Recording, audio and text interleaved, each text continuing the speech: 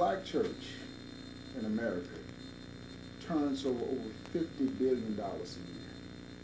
Now, should not the church have a greater role in the economic development of our inner city communities? Should not the church be investing in grocery stores and economic development within the community, building housing and affordable housing, and employ people within? You know, why don't we have restaurants? Most of our churches, at Sunday service, they have a kitchen where people go in. Why don't we have a restaurant open 7 days a week? Let's go generate income and create jobs and take an active interest in the development of the communities that we represent. Well, again, I think that, you know, this is something that the church should get involved with, trying to adjust trying to address the total need of the individual. You know, sometimes we don't see beyond our little group or our little organization that we're involved in. We don't see beyond that. Sometimes we have tunnel vision. And so perhaps we need to, you know, as a church, look beyond just us, our little group, our organization, and try to, you know, look out among us and try to see everybody, try to see what everyone is going through, and not feel comfortable behind our four walls. We need to stretch out and move out from beyond our four walls. So we do continue to need to develop and to develop more programs that will empower our people economically. One of my concerns is, I look at, in the last 20 years, we have built more bigger churches in probably the history of black America. We have this mega church movement going in the black communities. And most of our churches are open on Sundays and one service during the week. Why aren't these church doors open 7 days a week, 24 hours, promoting the gospel and social and economics within our communities? You know, I don't see many of our churches involved with the local little leagues, with the local cheerleaders, with the local high schools. That's part of the outreach.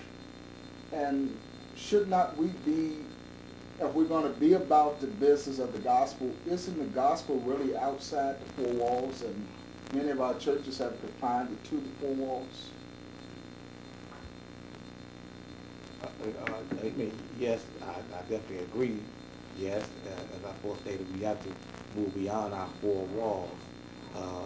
You know, we do have to, you know, have some type of interaction and some type of working together with other agencies, other groups, in order that we can meet the needs of the people in general. You know, as I said, sometimes we just get caught up in our own group and our own denomination, our own religion, and we're not, you know, and we're afraid to expand and move out and join forces with somebody who's not of our faith, somebody who's not in our group, so that we can address it. And there's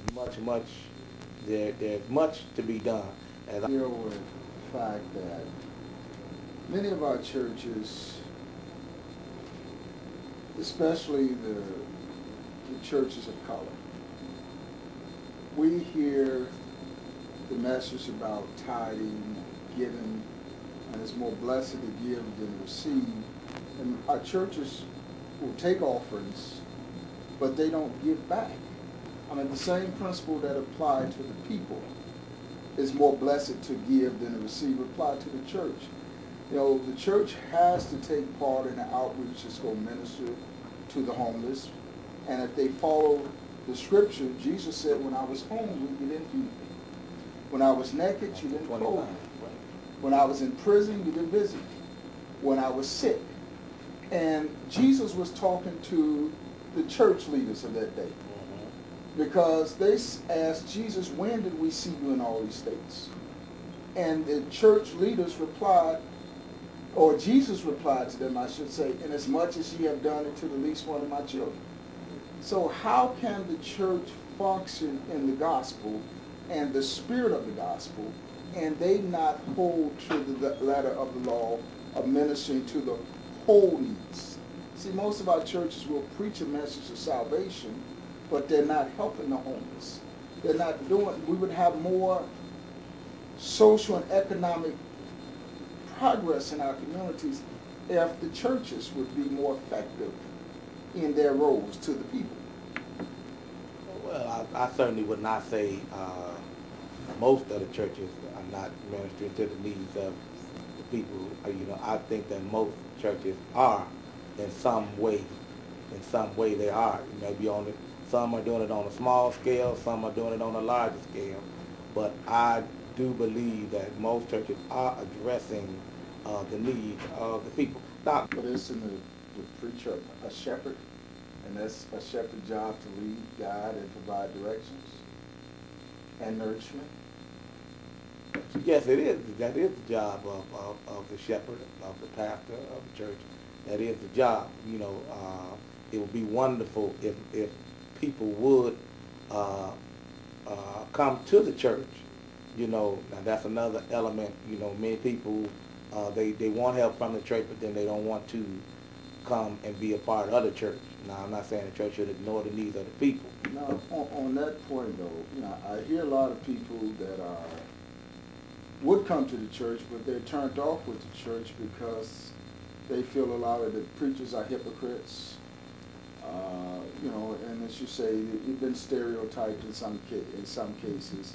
And to our listeners, we want you to know we're talking about the church as a whole, not limited to one church, one denomination. There are a lot of people that are very discouraged with the church. I mean, a lot of the things that goes on in the world goes on in the church. We have the scandals in the Catholic Church with the priests. We have sex scandals. And a lot of people are just turned off. They don't see the importance of the church because they feel the church has not fulfilled its role.